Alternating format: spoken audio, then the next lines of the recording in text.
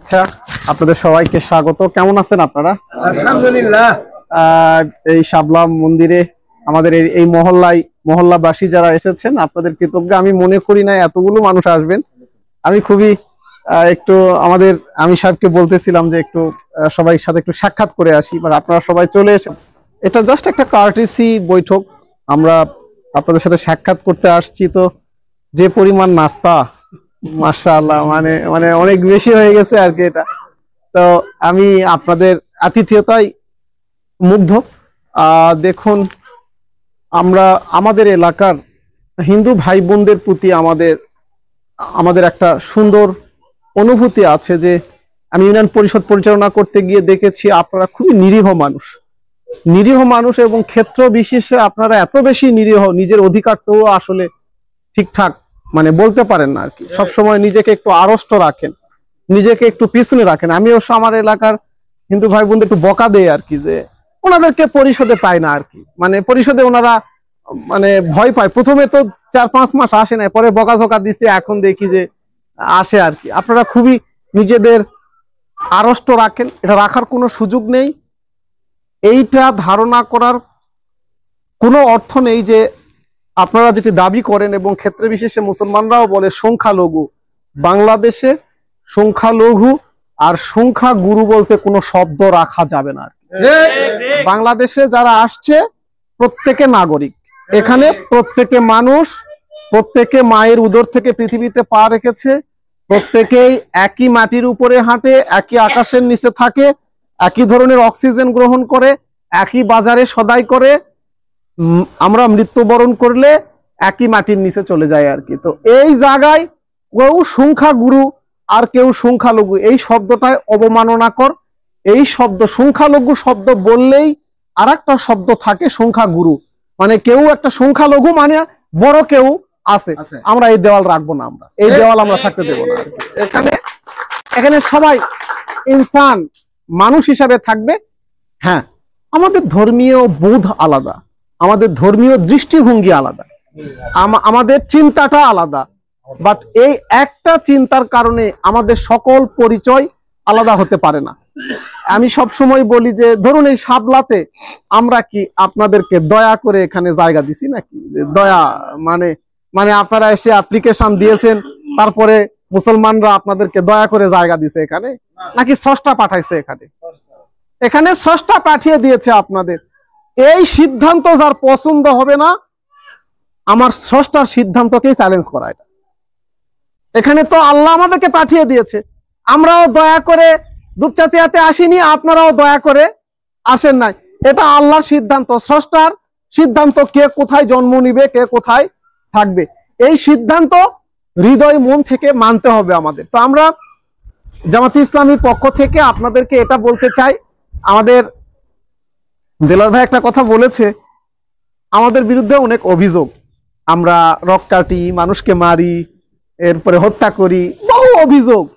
আমি একটু জানতে চাই, 71 থেকে বড় লড়াই হয়েছে, 71 সাল থেকে আজকে 25 সাল, এই 54 বছরে আপনারা কি একটা প্রমাণ দিতে পারবেন জামাতে ইসলামের কোন লোক কোন হিন্দুর জমি দখল করছে? আমি এখনো যদি এখানে কেউ বলেন, বিনয়ের সাথে বলেন, আমরা সেই জমি আগে ফেরত দিব, তারপরে নির্বাচনের কথা বলবো। যদি নিয়ে থাকতে পারে যদি জামাতের কোন লোক, এই যে আমার সাথে জামাত নেতৃবৃন্দ আছে, তালুরার এই যে কাউন্সিলর সাহেব আছে, আমার এই যে লোকজন আছে, আপনারা খালি দাবি করবেন, কাগজে কলমে প্রমাণ করবেন এই জমিটা জামাতের লোকজন দখল করছে, আগে ফেরত দিব, তারপরে ভোটের কথা আর কি। ভাইরা, জামাতের কোন লোক আপনাদের কাছে চাঁদাবাজি করেছে? যদি ভয়ভীতি চাঁদাবাজির কোনো কথা বলতে পারে আমাদের অবসরে, নাম বলবেন। এই মন্দিরে যদি ঝুলাইতে না পারি, আমরা রাজনীতি করব না, আমরা ঝুলিয়ে দিব আর কি। গোপনে কেউ কিছু বললে আমাদের আমির সাহেবকে বলবেন, আমাদেরকে বলবেন। আমরা যদি ঝুলাইতে না পারি, রাজনীতি আমরা করব না। আমরা কেবল বক্তব্য মুখ দিয়ে দিব, সোনার দেশ গড়ব, মানুষের কল্যাণে কাজ করব, আর চাঁদাবাজি করব, জমি দখল করব, মানুষের কাছ থেকে অন্যায় কাজ করব, বক্তব্য আর চরিত্র আলাদা হলে দুনিয়ার কোনোদিন কল্যাণ হবে না। মুখে আমরা যা বলবো বাস্তবে তাই হতে হবে। আমরা এই সাদামাটা কথাগুলো বলার জন্য আপনাদের কাছে এসেছি। তবে আমি বিশ্বাস করি আরেকটা কথা, এটা মানে কথা প্রচলিত আছে বাজারে, হিন্দু ভোট মানে নৌকার ভোট। কিছু ক্ষেত্রে সত্য, হিন্দু মানুষরা আওয়ামী লীগের প্রতি একটা সমর্থন ছিল, কারণ বাস্তবতা আছে, ধর্মীয় বাস্তবতার কারণেই সমর্থন ছিল। কিন্তু আমি জানতে চাই, এই যে শেখ হাসিনা টানা 16 বছর ক্ষমতায় থাকলো, আমি জানতে চাই এই মন্দিরে কয় লাখ টাকার বরাদ্দ পাইছে, কত লক্ষ টাকার? আচ্ছা, মুসলমানদের জন্য মডেল মসজিদ বানাইছে 500 কত 560টা মডেল মসজিদ বানাইছে। তো 10% হিন্দুর ভাগে কয়টা পড়ে? বাংলাদেশে যদি 10% হিন্দু হয়, তাহলে 10% হিন্দুর 560-এর 10% কত? 510% তো 50টা। হ্যাঁ, তাহলে আরো 60-এর 10% মানে 6টা, তাহলে 56টা। তো সরকার রাষ্ট্র মুসলমানদের জন্য 560টা মডেল মসজিদ বানাইছে, তো হিন্দুদের জন্য মডেল মন্দির কয়টা বানাইছে? না, রাষ্ট্র তো না, রাষ্ট্রকারী মুসলমানদের জন্য রাষ্ট্র, ধর্মীয় দল নয় ধর্মের জন্য। কিন্তু রাষ্ট্র কি খালি মুসলমানদের জন্য রাষ্ট্র না হিন্দুদের জন্য রাষ্ট্র? রাষ্ট্র সবার জন্য। তাহলে এখানে মুসলমানদের স্বার্থ যেরকম সংরক্ষিত হবে, ঠিক আছে, খুবই ভালো কথা। মুসলমানদের জন্য 560টা মসজিদের ভালো উদ্যোগ, এটা সাধুবাদ জানাই। তাহলে তো সেই অনুপাতে আমার 56টা মডেল মন্দির হওয়ার কথা ছিল। আমি যে কারণে এই কথাটা বলছি, নৌকা মার্কা অথবা আওয়ামী লীগ আপনাদের ইমোশনকে ব্যবহার করেছে, কিন্তু কোনো স্বার্থের দিকে তাকায়নি। আপনাদের স্বার্থে এখনো কেন আমি বহু হিন্দু এলাকায় যাই, হিন্দু এলাকার রাস্তা ঠিক নেই কেন? স্বাধীনতার এত বছর পরে কেন হিন্দু এলাকার রাস্তাঘাট হয় নাই? কেন একটা মন্দির আমরা তৈরি করতে পারলাম না? রাষ্ট্রের বাংলাদেশের হিন্দুদের কাছে ক্ষমা চাওয়া উচিত, আমি তোমাদেরকে ব্যবহার করছি কিন্তু তোমার কল্যাণে কোনোদিন কাজ করি নাই। বলেন তো, এটা মেনে নেওয়া যায়? যায় না। তা আমরা আপনাদেরকে বলছি, আল্লাহ যদি আমাদেরকে ক্ষমতা দেয়, আমরা মডেল মন্দির বানাবো ইনশাআল্লাহ রাষ্ট্রের পক্ষ থেকে, এটা আমাদের ওয়াদা। রাষ্ট্রের দায়িত্ব আমার হিন্দু নাগরিকদের মন্দির তৈরি করে দেওয়া, মন্দিরের রাস্তা তৈরি করে দেওয়া, মন্দিরের প্রাচীর তৈরি করে দেওয়া। এই এলাকায় এতগুলো হিন্দু, কেন এই প্রাচীর নির্মাণ করতে আপনাদের বিভিন্ন লোকের কাছে হাত পাততে হবে? কেন? রাষ্ট্রের দায়িত্ব আছে না? এই এলাকার হিন্দুরা রাষ্ট্রকে ট্যাক্স দেয় না? পৌরসভার ট্যাক্স আপনারা দেন না? ভোটের সময় কেবল ভোট দিবেন, আর উন্নয়নের সময়ে হিন্দুদের কোনো খবর নাই। আর আমরা এই দেওয়ালকে ভেঙে ফেলবো ইনশাআল্লাহ। আপনারা খালি দোয়া করবেন। আপনারা এই বৈষম্য, এই যে হিন্দু মানুষদেরকে ব্যবহার করে ক্ষমতার সিঁড়ি ব্যবহার করা, এই সিঁড়িকে আমরা উপড়ে ফেলবো। আমরা সত্যিকারের বৈষম্য মুক্ত একটা বাংলাদেশ করব। সেই বৈষম্য মুক্ত বাংলাদেশে মুসলমানদের স্বার্থ সংরক্ষিত হবে, হিন্দুদের স্বার্থ সংরক্ষিত হবে। লাস্ট একটা কথা আমরা বলি যে আমরা একটা ধর্মীয় দল, আমরা ধর্মকে ভালোবাসি, আমরা কোনো কিছু লুকাই না, ভালোবাসি, আমি গর্বিত। আচ্ছা, যে মুসলমান তার নিজের ধর্ম ঠিকঠাক পালন করে না, সেই লোক কি আপনার ধর্মের দিকে তাকাবে নাকি? জীবনেও না। যে নিজের ধর্মই পালন করে না ঠিকঠাক, সে আপনার ধর্মের দিকে কিভাবে তাকাবে? হ্যাঁ, আমরা আমাদের দল আপনাদের ভালোবাসি, কারণ আমার আল্লাহ বলেছে, আমার দ্বারা, আমাদের দলের দ্বারা, আমাদের ধর্মের দ্বারা যদি আমাদের প্রতিবেশীরা অন্য ধর্মের লোকজন কষ্ট পায়, কিয়ামতের দিন আমাদেরকে বিচারের মুখোমুখি করা হবে। তাহলে যদি আমি আমার ধর্মকে পালন করতে চাই, তাহলে আমাকে অন্য ধর্মের সিকিউরিটি, মর্যাদা এবং সম্মানকে বুলন্দ করতেই হবে। আমার হাতে কোনো অপশন নাই, আমাদের হাতে কোনো অপশন নাই যে মন চাইলে ভালোবাসলাম, মন না চাইলে বাসলাম না। আপনাদেরকে ঘৃণা করার অর্থ আমার পরকালীন জীবনকে কঠিন করে ফেলা। আমরা সচেতন ভাবে নিজের পায়ে কুড়াল মারতে পারি না। আমরা আপনাদের ভালোবাসি আল্লাহর জন্য, আমরা আপনাদেরকে ভালোবাসি স্রষ্টার জন্য, আমরা আপনাদের কল্যাণে কাজ করব এই স্রষ্টার জন্য। It's hour promise, it's hour promise, এটা আমাদের ওয়াদা। আমরা আপনাদের ক্ষতি কোনোদিন করিনি, ভবিষ্যতে করব না। আমরা প্রত্যয় ব্যক্ত করছি, আমরা চাঁদাবাজি করি না, কাউকে করতেও দেব না ইনশাআল্লাহ।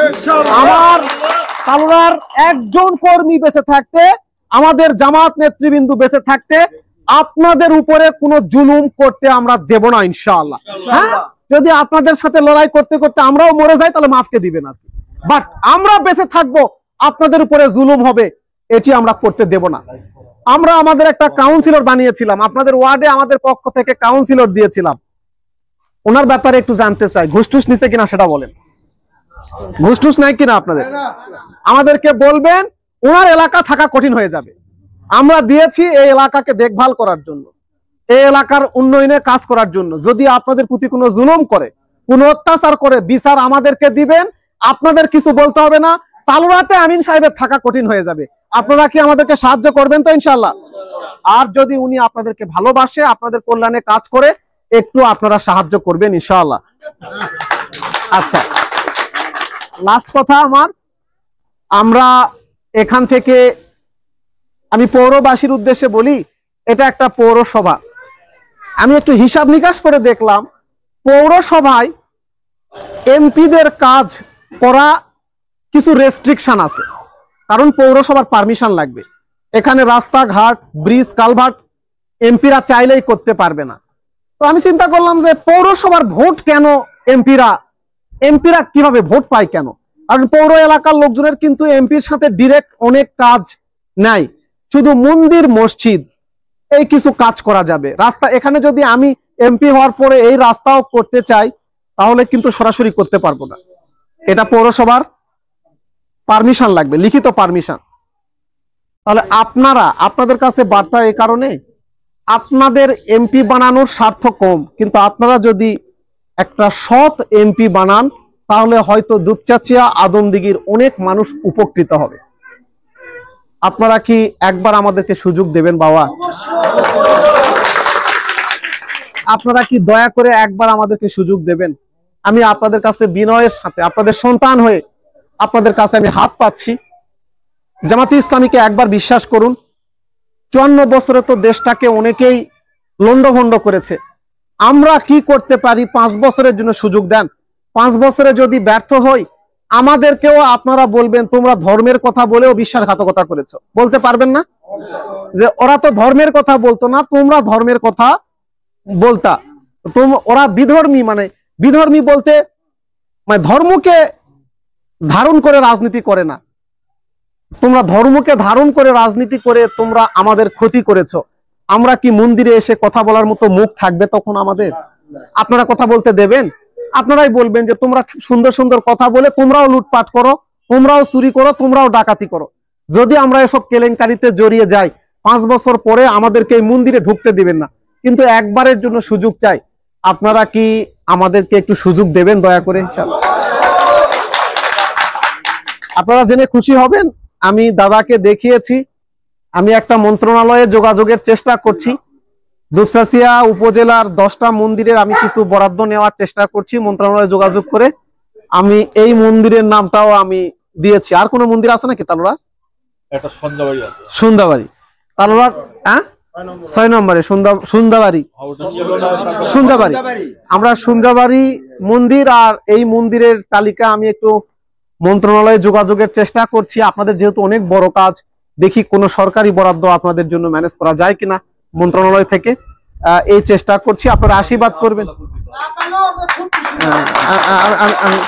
আমি চেষ্টা করছি। আর আমার পক্ষ থেকে একটা ওয়াদা ছিল, আপনাদেরকে আমাদের পক্ষ থেকে একটা ওয়াদা ছিল, আপনাদের এই মন্দিরে আমরা কিছু সাহায্য করব। তো একটু দেরি হয়ে গেল, আমাদের আমির সাহেব অগ্রিম ক্ষমা চেয়ে নিয়েছে। আসলে 2 উপজেলায় সামলাতে পারছি না আর কি, সুট আর কি, শুধু আর কি, মানে একের পর এক লোকজন আসছে। তো আপনাদেরকে আমি একটু ধন্যবাদ দিতেই হয় আপনাদের বাবুকে, মানে উনি এতবার, ওনার সাথে আমার একটা ব্যবসায়িক সম্পর্ক আছে। হ্যাঁ, মানে উনি আমার থেকে প্রায় 1 কোটি টাকা পাবে, আমি বলে ফেললাম আর কি। তো উনি ওই টাকা মুখ দিয়ে উচ্চারণ করে না, উনি ফোন করলে একটা কথা, মন্দিরের টাকা কোন দিন, মন্দিরের টাকা কোন দিন। তো আপনারা ওনাকে ধন্যবাদ, একটা ভদ্র ফ্যামিলির সন্তান। আর শাবলাবাসীকে ধন্যবাদ, আপনারা যে সম্মান দিলেন আমি খুবই কৃতজ্ঞ। তো আমি মন্দির কর্তৃপক্ষকে আমার পক্ষ থেকে নগদে আমরা 50,000 টাকা একটু দিয়ে দিচ্ছি আর কি। আপনি দাঁড়ান, এই পাশে আসো, এই পাশে। কই মুস্তাকিম, এখানে একটু আপনি আসেন, ঠিক আছে।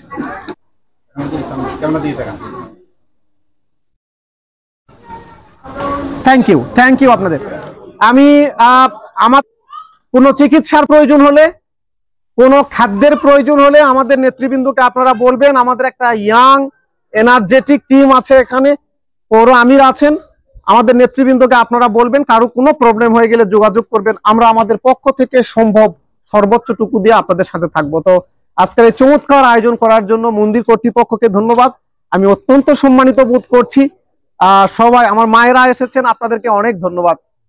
অনেক মা এসেছেন, বাবুরা যারা এসেছেন, সবাইকে ধন্যবাদ জানিয়ে আমার কথা শেষ করছি। Thank you very much. আদাব, আসসালামু আলাইকুম রহমতুল্লাহ।